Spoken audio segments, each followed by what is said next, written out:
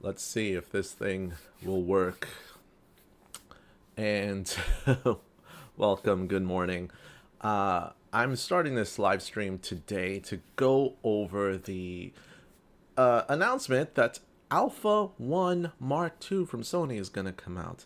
Now, today I just decided to wake up and like kind of do a live stream. I kind of announced it like in a quick short, but I still wasn't absolutely sure that I was going to do it. And then, of course, I would have uploaded an update letting you know what happened. But today, I feel like we need to just catch up, talk, say what's up, and actually have a live stream, which I haven't hosted in a while. Trying to be a little bit more, just kind of get to know you guys up front and personally. And I didn't announce this live stream before I made it active, which I just, again, decided to do it last minute. But today, without further ado, we're talking about the Sony Alpha 1 Mark II, which will be announced in about 10 minutes. Right now, they've got on their channel just a constant stream of the Alpha logo going on. Now I'm going to log into my YouTube right now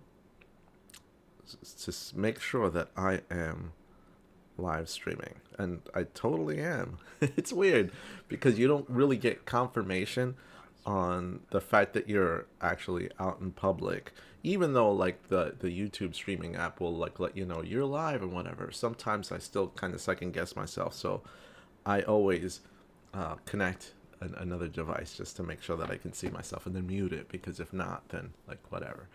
But anyway, Sony Alpha 1 Mark II. Now, what is this camera? Now, I would imagine that you do know what this camera is if you are watching this video right now. One of the things that I'm looking forward to, actually, when it comes to this camera and what this camera is supposed to be. This camera is supposed to be, I kind of consider it like a side-by-side flagship in the Sony Alpha series, because to me, there's almost kind of two flagship cameras in Sony for different reasons. Now, they may not say it, but this is kind of how I see it. One Sony Alpha flagship camera is the Sony A9 series, and then the other is the Sony A1 series. Now, an A1 started after A9, so A9 was technically kind of considered a flagship in my opinion. It had similar megapixels when compared to the Canon 1DX Mark 1, 2, 3 series. Basically, it was never a high megapixel camera. It was like 20 to 24 megapixels. But the point of the A9 series was definitely like speed, like for sporting events and stuff like that. So the A9 Mark III, as an example, is a camera that has, I believe, 24 megapixels and has a global shutter, which means instead of scanning for a picture from top to bottom on the sensor, the Sony A9 Mark III will just read the whole sensor at once, allowing for much faster frames per second, because the readout is so incredibly fast, because it's literally instantaneous because of the global shutter.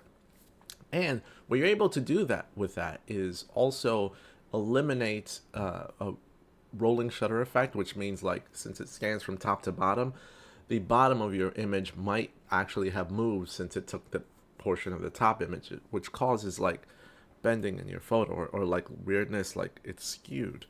Now, that line, since it's low megapixel and it reads so fast because it's a global shutter, that type of camera is designed, I believe, for like sporting events, for action, or if you're into video, it's really meant for like quick panning and quick movements without any distortion in your image, which is cool, right? You sacrifice things like dynamic range with a camera like that, but you do gain the flexibility of not having to worry about any shutter in the camera whatsoever. And with such incredible instantaneous readout and the low megapixel count, you'll be able to take fast photos and clear the buffer on your camera really fast.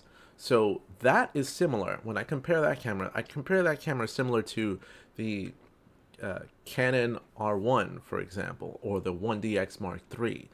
Those are Canon's flagship cameras. And Canon clearly states that those are Canon's flagship cameras. So the 1DX Mark III and the R1, it uses that number 1 as a distinction for its ability to be the everything camera. However, when you look at the camera and what it could do, it is a 24 megapixel camera in itself, right? And or at least the latest, the R1 is. I believe it's 24 megapixels. But it doesn't have a global shutter, but the purpose of that camera anyway is to clear the buffer as fast as possible, take as many pictures quickly as possible, and 24 megapixels allows you to be able to do that. And then when you have 24 megapixels, you're able to save like hard drive space on your computer, especially if you're taking thousands of pictures. So the purpose of these cameras, and the purpose that you'd be taking thousands of pictures and saving them and using much less hard drive space, is that you're in these events where you have to stop time and you're going to need to take a lot more pictures. So that's what it'll do.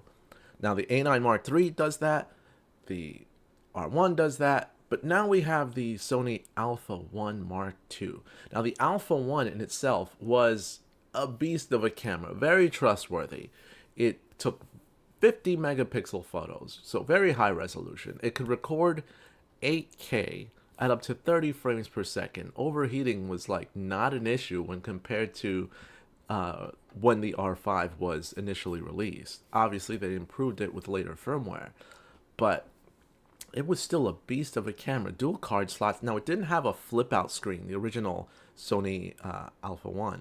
It just had a tilt screen, which was kind of a bummer because right now Sony makes pretty good LCD screens where, although the resolution isn't that great, you can kind of tilt it and you can kind of flip it forward and do both, rather than just a standard flip screen like I got here on my R5. So R5 can totally like flip like this, but you can't, when you have it in front, you can't tilt it. And if I wanted to tilt it up or down because I want to keep it, you know, in front of me rather than looking at the side while the lens is over here, I would like almost enjoy that, but you can't tilt it. So in order to do that, I'd have to like do this. But the latest lenses, the latest flip screens from Sony actually allow both setups, which is pretty cool. I would anticipate that that's going to be the setup on the A1 Mark II, because I don't think a tilt screen is enough. Now, the price point originally when the A1 came out was, I believe, over $6,000. And that in itself is kind of like, okay, a lot of the specs, 50 megapixels, and SD CF Express Type A card slots, but 2 of them. Body style is still small. It wasn't huge. All of those features were pretty much in the R5, but the R5 was cheaper. Granted, R5 had overheating initially, but then they were getting so close to the R5, it was really hard to differentiate. Although it's still an incredible camera and the photos are great. But it looks like there's a countdown for the actual announcement. We're finally here. I've just been talking this whole time, and I'll give you my live reactions, but those are my reactions to the old cameras in the A1, and I place it close to the R5 when it comes to competition. So it'll be interesting to see what they've got going on. I'm going to raise the volume of this, and we'll kind of go over it together, and then I'll make that bigger so you can see what I'm seeing, and then I'll react as we go. And I'll probably lower or raise the volume as we go from there. But welcome to my live stream if you're just joining. We're about to get the Sony A1 Mark II announced, and I'm looking forward to reacting with you guys and just reacting in general to this camera and where it sits placed on the Alpha lineup. I don't think of it as a flagship camera, but many people do. And I think that when it comes to detailed like portrait photography, wedding photography, and even some video, I think that's where this camera sits. And of course, a pretty close competitor to the R5 Mark II. I wouldn't consider it R1 competitor because I think that's more the A9 III. But countdown's on. We're going to switch it up and unmute the audio. Here we go. And if you have any trouble hearing me or anything, please let me know. And if not, just enjoy with me. We'll watch.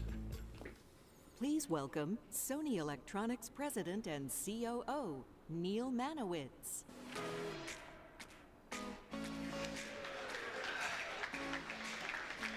Looks like a small room. Good morning, good afternoon. Intimate. Welcome to Creative Space. I am thrilled that once again we can bring our community together, both here in New York and all around the world. It's been a year since we gathered here, and so much has happened in our world. And your images have captured these moments more than ever before. No matter if it was the play that changed the game, a cultural celebration, your favorite band coming back on stage, or telling the story of our planet Earth. You were there to capture it all. And with incredible innovations, these images were brought to life for the world to see. These innovations have made it possible to capture the reality that were once elusive. But none of this would have been possible without you, this incredible community of photographers, journalists, and storytellers documenting the world. Together, we are driving the revolution in this imagery world. And your voice continues to fuel our evolution, both redefining and refining this industry. And we want to thank you for creating this future with us. And today, we are more excited than ever before to continue on this journey. With that, I'm very pleased to introduce Oshima-san. Oshima-san, come on up. So it seems that they had a lot of photographers testing the camera on this pretty quick trip. So we'll see what they got going on. Hello, everyone. Thank you for coming this Sony Alpha event today. And thank you for watching this live streaming through the web. I'm Masaki Oshima, oversees Sony's consumer camera body business globally. Today, I'd like to explain some updates. At Sony, we believe that creativity and technology can fill the world with meaningful, moving experiences. Always with the We marketing call it material. Kando. I'm always like, give me the camera. Enough with this. Those moving experiences I guess these are the photographers conceived by that a wide range of creators, tested the and camera. our role is to keep But we'll see what we get out of it. new ways of expression to capture moment, details, light, and atmosphere. In the field of imaging, Sony's innovations have pioneered visual expression that was previously impossible. Real-time network communication, cloud services, and other technologies let creators focus on creating. In camera authenticity technologies that protect creators are also high on our list of priorities. Sony Alpha delivered advanced technologies that give creators the expressive tools they need. The Alpha 9 series captures elusive moments at the front line of news and sports reporting that can be rapidly distributed around the world. Yeah, like I mentioned, the Alpha A9 was 7R speed, series like the reveals R1. previously invisible details, human expressions, and the magic of nature to reflect creators' passion and intent. Yeah, I didn't mention the R series. That's definitely high resolution, while the S Alpha is 7S movie, series and has that precedented sensitivity to light, has its own providing niche, an each one. extraordinary new range of expression. The Alpha 7 series puts all of these innovations within everyone's reach. Yeah, A7 is pretty basic. The Alpha 1 delivered extraordinary resolution and speed that satisfied the high level of needs of creators in the flagship model. Our amazing users have responded with invaluable feedback that has now been combined with our most advanced image technology. And today,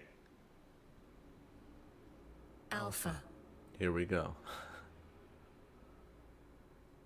The trailer.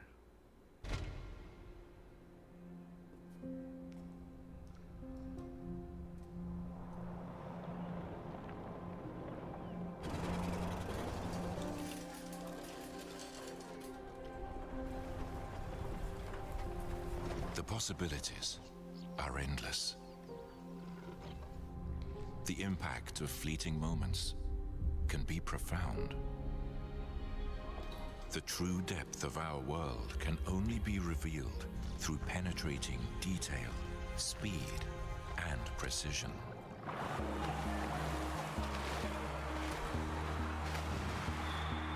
Moments become engaging stories,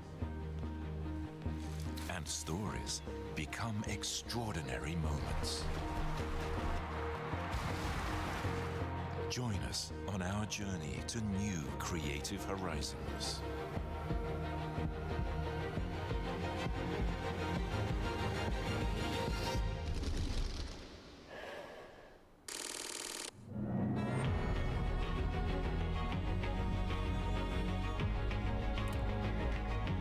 So far, nothing.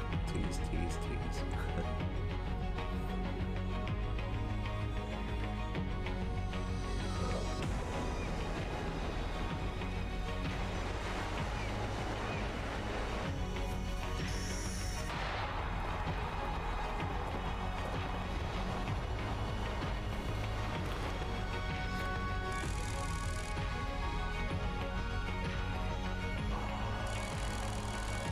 Great autofocus as expected, which has to be tested before we know how good it is. I'm sure it is.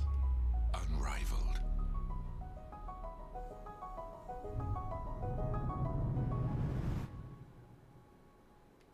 Similar body. Nothing new from what I can tell, but I'm sure he's gonna talk about the specs now. we proudly present the Alpha 1 Mark II. Very similar to the original A1. Do you notice anything? No? No. No? No? Okay. Okay. Yes, that's not All all. the 28 to 70 In addition to F2. the Alpha 1 Mark II, we are delighted to introduce our new F2 zoom, FE2870 F2 G Master. No, F2 G Master. That's similar. Looks similar size. Actually smaller than the excited. Canon Yeah. version. Canon's got the same Okay, lens, let but me briefly introduce I new think bigger. products. The Alpha 1 Mark II represents an evolutionary leap that brings higher resolution, speed, and the latest AI-based recognition autofocus together in a way that blends seamlessly with creators' imagination. And features designed to enhance workflow efficiency have been reviewed and updated. And our first F2 standard zoom, with the most advanced lens technologies, achieves image quality that rivals prime lenses in a compact design without relying on digital compensation. That's Yeah, the end that's of my good. presentation. Please enjoy our new products later. Thank you very much. so far they've announced the A1 Mark II Let me and the introduce Mike FE 28 to Ducro, 70 who will millimeter tell lens more right now. about the new That's it. products. Thank you again. Thank you. Okay. Thank you, Just thank you, thank you. floating around the stage here, but let's go over features or whatever they've got going on. Thank you, Oshima-san. Thank you, everyone in Tokyo that produces these amazing products. It really is the most wonderful time of the year in November, right? We're always a creative space. We're always introducing new products. I felt like we were just up here talking about the A1 Mark III, and today we get to talk about something just as exciting, two new excitings, right? So to build off of what Oshima-san talked about, I always like to talk about our lineup. Well, more frank, more honest, more the lineup within the lineups. We do things a little differently. Instead of making a camera and then finding a customer, we find a creator and we create a tool for them. And you see that in every single lineup. You see that with the 9, the fastest camera system in the world, 120 frames per second global shutter. You see it with the S, still to this day, revolutionized what a hybrid camera could be, and still to this day, the best high ISO performance of any camera out there. The R, you want the best image quality, you want the highest resolution, that's the camera for you. And we even made an entire lineup for people that don't want a bigger camera, but they don't want to sacrifice image quality and performance, so we made an entire C-series line. But then 3 years ago, we kind of changed that narrative. In comes the Alpha 1, the king of everything, right? So it's our redefined what a flagship camera is. It changed the industry because this never really existed before. A camera that had high resolution, a camera that had fast frame rates, a camera that was great for video, a camera that was great for connectivity. It could be the camera for everyone. It was the one, right? But that was 3 years ago. A lot has happened in 3 years. We've introduced a lot of cameras. We've introduced a lot of technology since the Alpha 1 came out. So in comes the Alpha 1 Mark II, which is redefining what a flagship camera can be again. Building off of what the Alpha 1 is really good at, and then making it modern, really combining what we've learned over those past 3 years and adding that to the already powerful Alpha 1 system.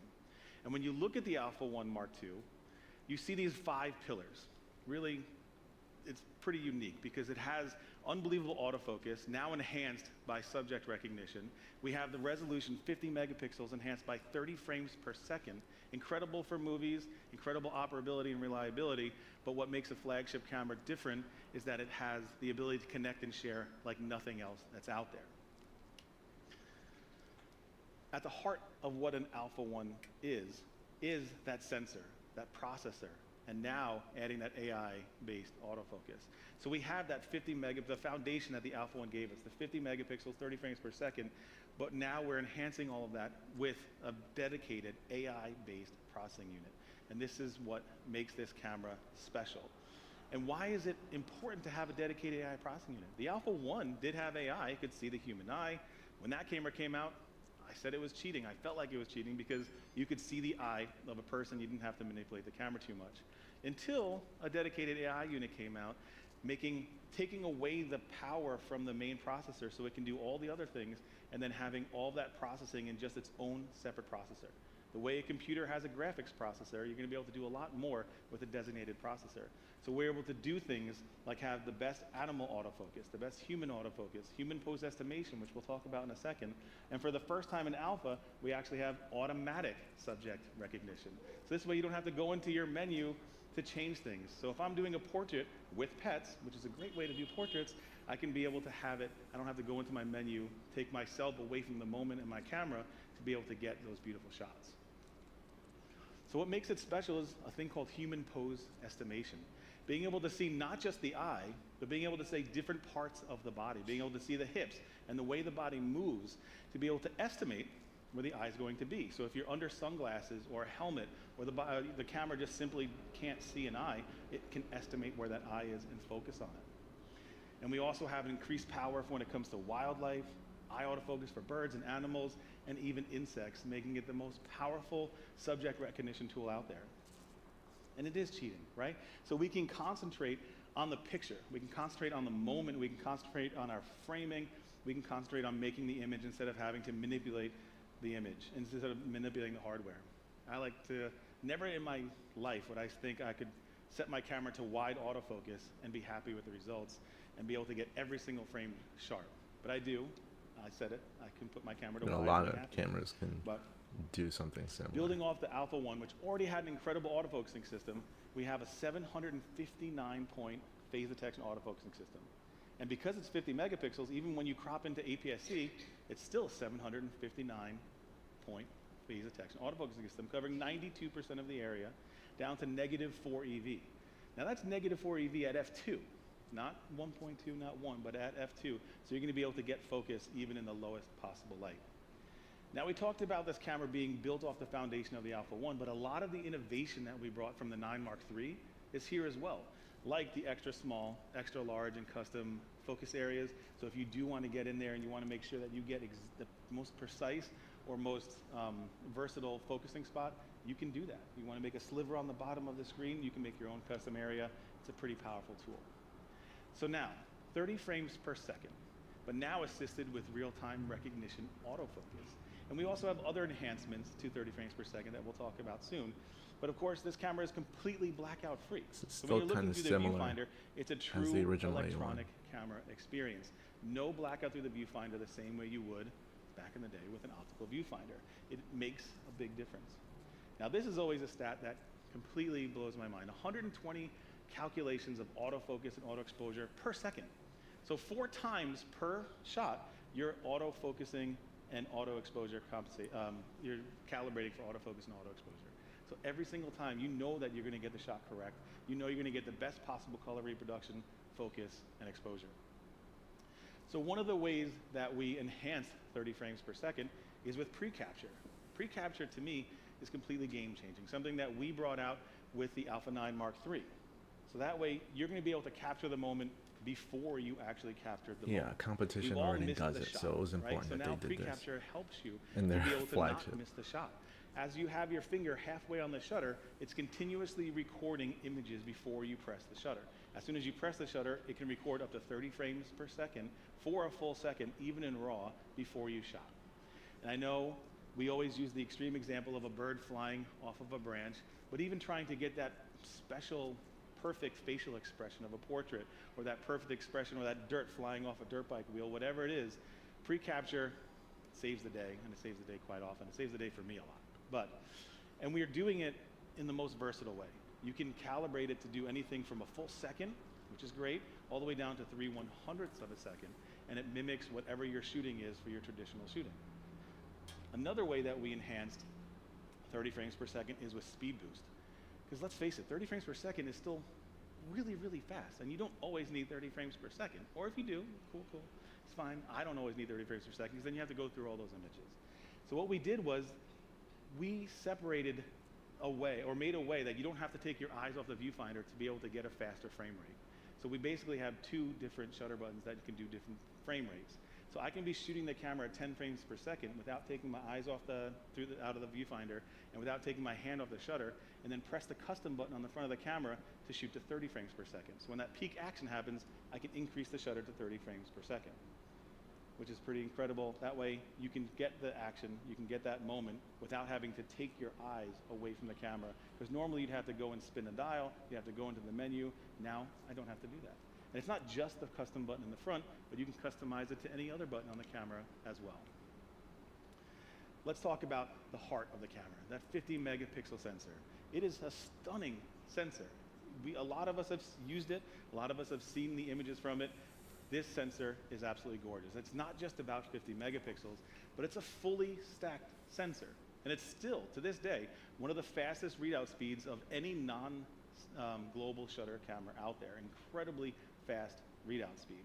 And because it's 50 megapixels, we're able to crop in at 23 megapixels for APS-C, utilize that full autofocusing system, and to be able to have a really versatile camera and be able to get more out of your lenses because you have the resolution to build off of. On top of that, we have great dynamic range, 15 stops dynamic range at 50 megapixels. Whenever you makes hear this 15 camera stops in or really any stops of high class in dynamic terms of range from the image quality. manufacturer, And we've also given, it's always with our new debatable. processing, we've had reduced noise in the mid and high ISOs in JPEGs, It's how much is giving usable. us incredible image quality. But And reduced because of noise that AI would be processing nice. unit, it doesn't just do subject recognition, but because it does do subject recognition and it's able to see the form, able to see the scene better than what we've had before, we're going to get improved white balance, improved auto exposure, and improved color reproduction. So it's not just about subject recognition. It helps in giving us the best possible image quality you can get out of the camera. And again, we've seen the image out of this camera. It's designed to give you the best possible image quality that a camera can give you. It's absolutely stunning. And like I said before, when you have 50 megapixels, you can crop in, you can zoom, you can do creative things when it comes to 8K, you can do creative things when it comes to cropping in, you can use it for APS-C and be able to be rest assured that you're going to get extreme resolution all the way through. So besides the hardware of adding a dedicated AI processing unit, we've added hardware of adding an 8.5 stop in-body stabilizer. That's the strongest stabilizer that we've ever produced on any of our cameras. That's 8.5 is pretty good. Better than what we have on the original Alpha 1. And we've enhanced that by having better communication with an image stabilized lens, so that way you can get better overall performance and steadier performance through the viewfinder when you're using a stabilized lens and the 8.5 stops in the camera itself. Now, something that we started to do back with the 7R5 is composite RAW functionality. And one of the things that we do now on this camera that we brought out with the 9 Mark III is noise reduction shoot settings. So you can shoot up to 32 raw images at whatever ISO, combine them in post-processing, and then have an outputted image that gives you almost no noise. It's absolutely incredible how that combination and that composition can give you unbelievable image quality. Now, of course, this camera does also have pixel shift multi-shooting, so you can get up to a 200 megapixel file with all of the color information and RGB for every single pixel, giving you image quality that you just simply cannot get with one single image. So I talked about this camera as being not just a great stills camera, but being a great video camera. It's still, to this day, some of the best 8K footage you can get out of an interchangeable lens camera. Full width of the sensor, full pixel readout, 8K 30p with 8.6K oversampling. Oh no. Which is a lot of words at one time. But that makes you know it's unbelievable 8K. If you haven't seen the 8K footage out of this camera, you have to see it because that's it's the same stunning. as. Again, because of the high resolution, we're able to then also punch the same into as the Super last 35 one. and get even faster readout speeds if that's possible, and be able to get 4K 60p with 5.8K That's kind of disappointing. oversampling. So it works as an amazing Super 35 And it doesn't camera say as well any as a full frame camera. raw All video. of the other Probably amazing you'll get it accoutrements off that we of have the for our video, Atomos 10-bit Ninja. 422 all-eye, 16-bit raw output, and of course our beautiful profiles S in the tone and S-Log 3. Still the most So beautiful 16-bit profiles. raw output. That's through the Atomos Other things Ninja. that we evolved with our movie production on this camera is, of course, the addition of real-time subject recognition. And that enables us to do things that no one else can do. Auto framing, framing stabilizer, things that we introduced with the ZVE1 are on this camera as well. Being able to have the camera recognize your subject, zoom into your desired crop level, and follow your subject wherever it goes. Meanwhile, the camera's just sitting on a tripod doing its thing.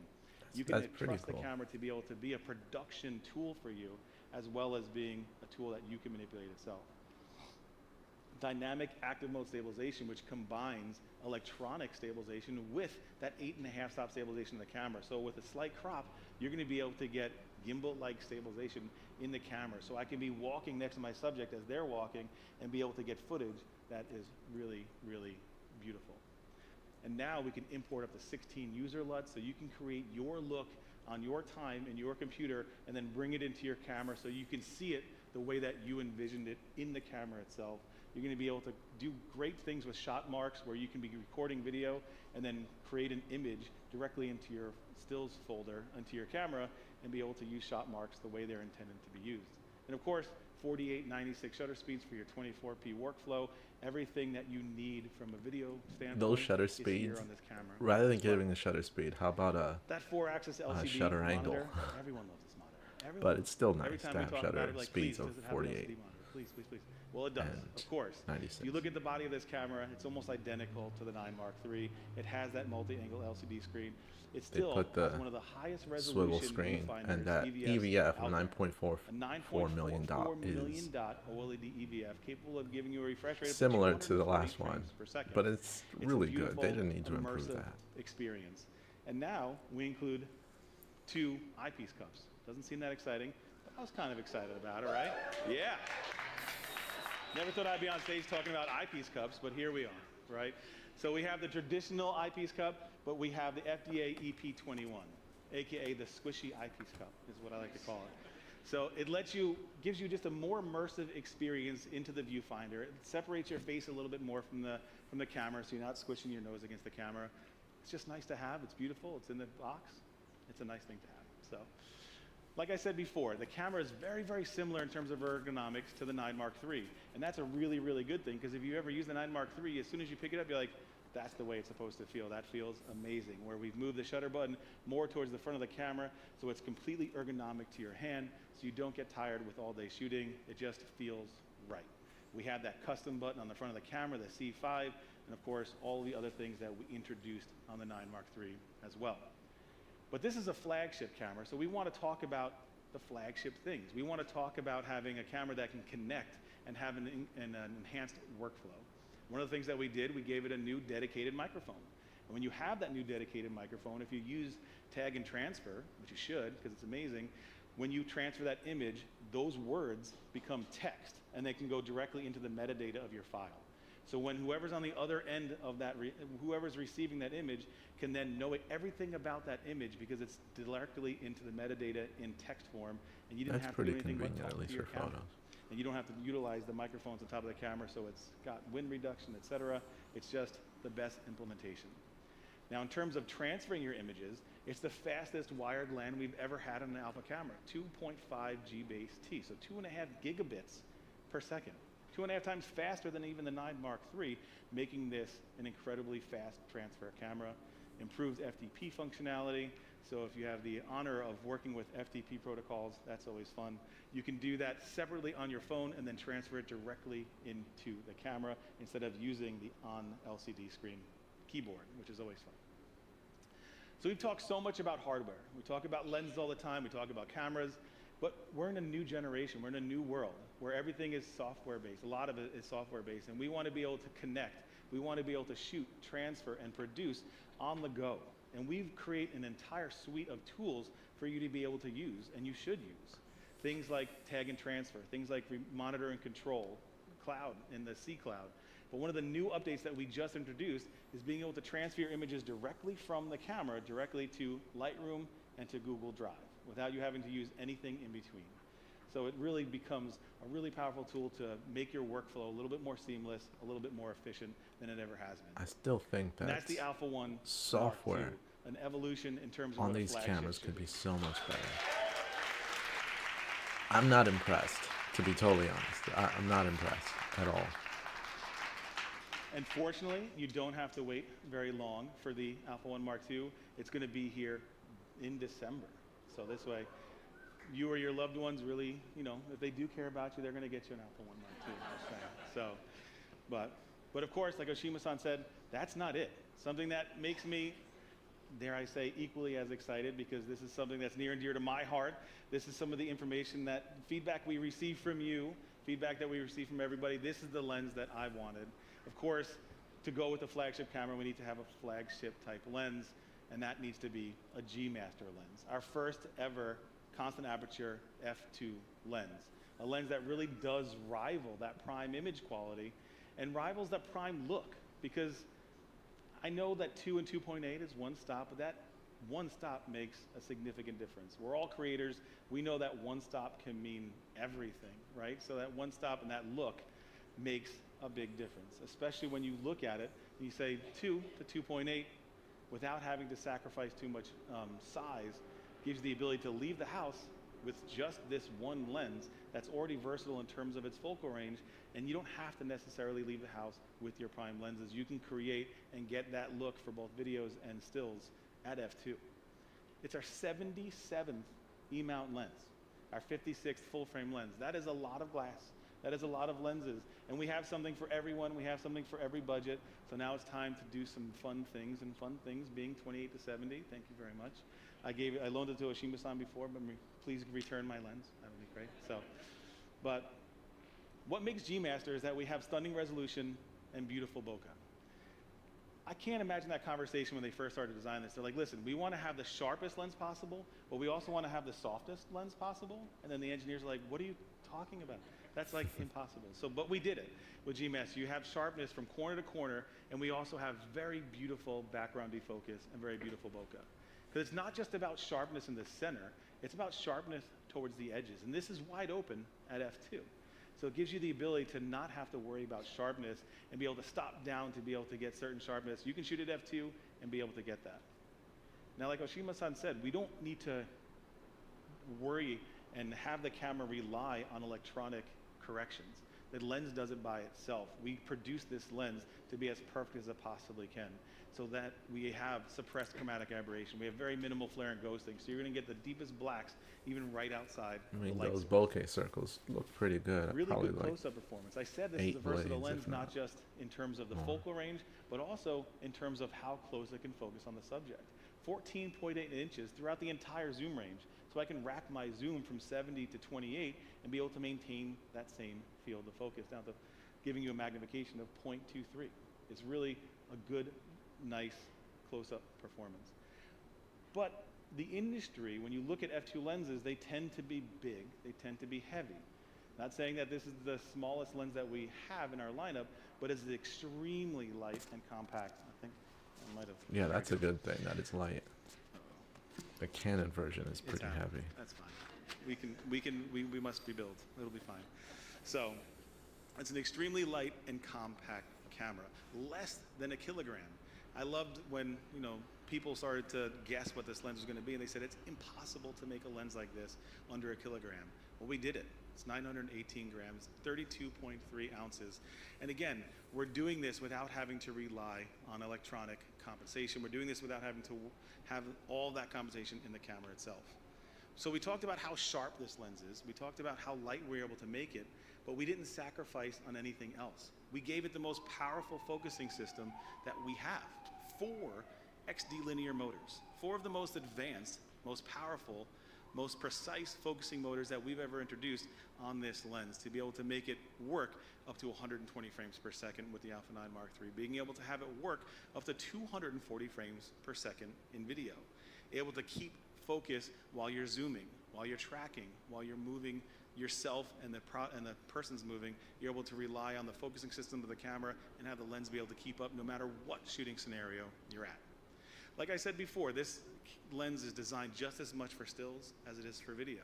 You can see from this example, there's almost no focus breathing on this lens whatsoever. This is with focus breathing compensation turned off. You can always turn it on if you need mathematically perfect focus breathing, but this is with it turned off. So this lens really is a beautiful video lens. On top of that, we have linear response manual focus, so you can get repeatable manual focus. It works with dynamic active mode stabilization, the in-body focus breathing compensation. And one thing that makes this lens special too is that it is an external zoom, but it extends only about a little bit more than a half an inch. So if you do have it on a gimbal, you don't need to readjust your gimbal and you can zoom from 28 to 70. Not all standard lenses can do that. And when it comes to reliability, when it comes to operability, everything you've come to expect from G-Master lenses are here. You have the aperture ring, you can turn the click on and off. You can lock the aperture ring, which is the way I like to shoot. And then of course you have 2 customizable buttons. You even have a zoom smoothness switch, so you can make it tighter or you can make it a little bit smoother depending on what you want to do. And of course it's dust and moisture resistant. Of course it has the fluorine front coating element, making this lens keep up to your day-to-day use. And that is the 28 to 70 f2, our first constant aperture f2 lens with the best image quality we've ever introduced on a zoom lens, and it's my new favorite lens by far. And also, it'll be coming out this December as well. So you're going to be able to get an Alpha 1 Mark II and a 28 to 70 at the same time. Beautiful images, beautiful videos. So, oops. I think the lens is more impressive than the camera at this point. I'd have to, of course, Alpha 1 Mark II, 28 to see 70 what else f2. the camera can It's do November, before it's I creative space. final We're going judgment. to show you our most innovative products during this time of the year. That's Alpha. But before I leave, I do want to show you our Alpha Films latest video on these products called Chasing Fire. Let's roll it up. All right, we'll wrap it up after this since they're wrapping it up too.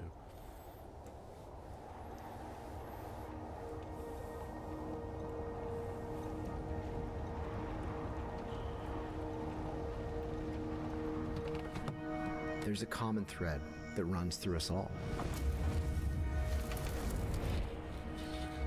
We don't just do this because we want to. We do it because we have to.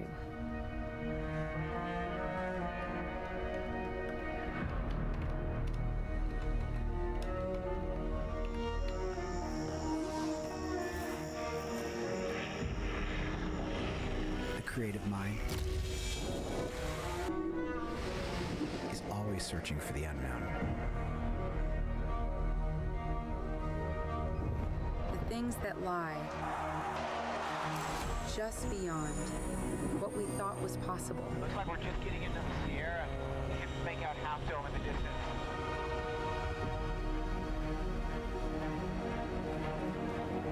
We're all explorers. We're all adventurers. We're always searching for that next great idea. Yeah, right there. That's beautiful. For that one thing that gives our life meaning. And it doesn't come easy.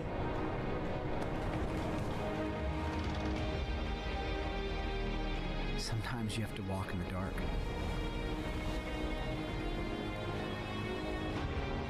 If you want to find the light.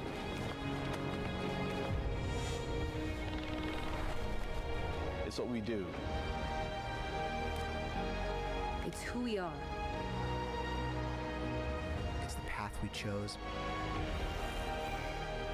And we will walk it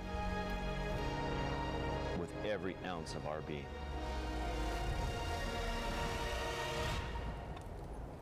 Because you'll never find what you're looking for unless you go for it. Okay, here they come. Here they come. Okay, they're just coming up over the ridge.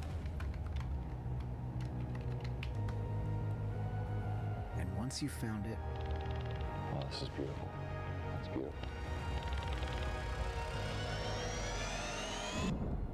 then it begins.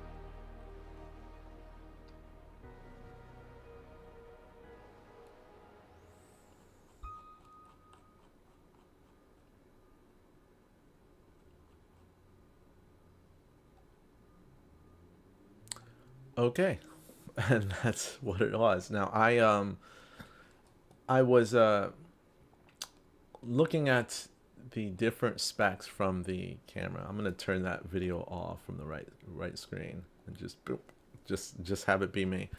I was exploring kind of like the different specs that was announced in this whole call and comparing it to the Sony A1 Mark I.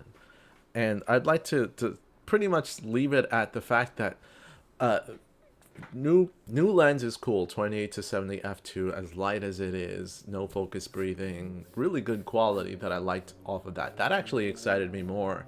The camera itself, now my channel's focused more on video, but the camera itself from a video perspective is really close. AK30p was the Mark I, AK30p Mark II. 16-bit out raw video on the Mark I, same on the Mark II. It's all very similar. It's all very just samey. It's not anything that seems like next level. Wow, image stabilization great during video tracking. It's good, I guess. You know, if you need that type of stuff, I tend to just rely on gimbals anyway for the most part. But if you know, I always appreciate a good IBIS system.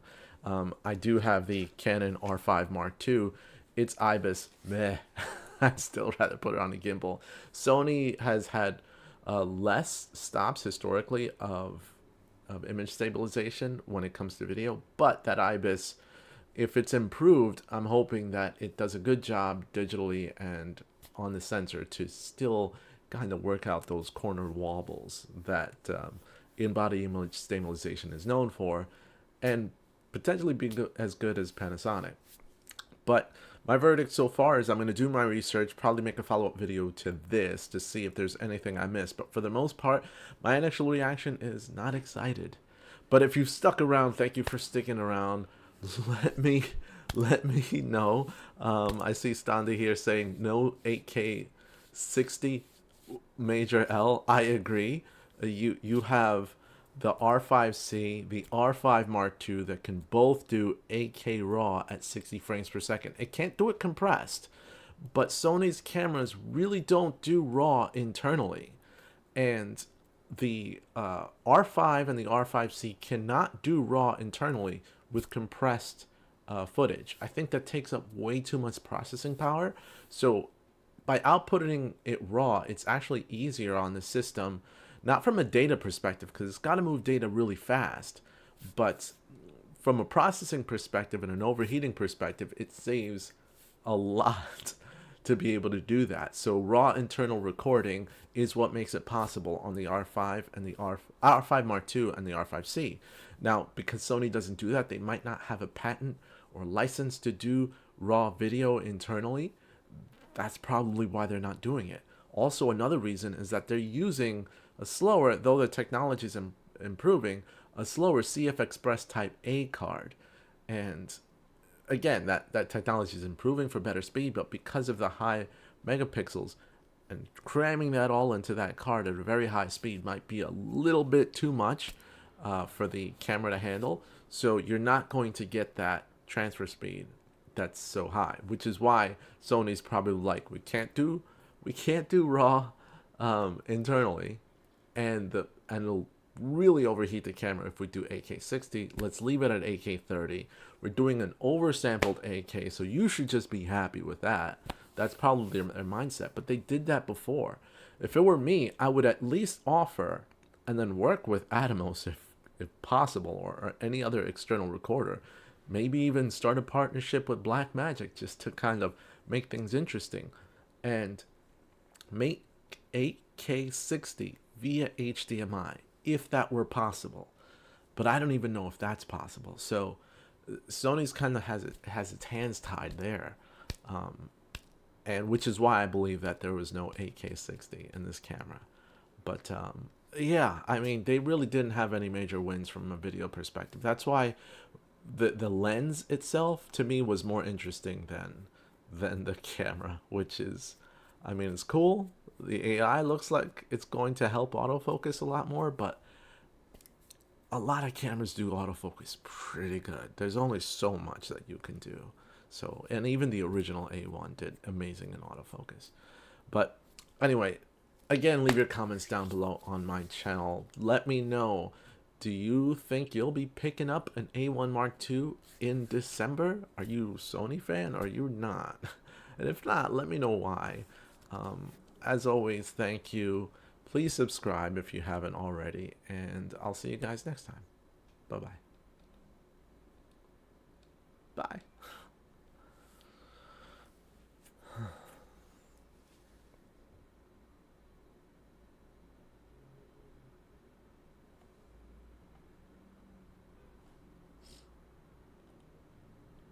Yeah, I just stayed here the whole time thinking that I ended the stream.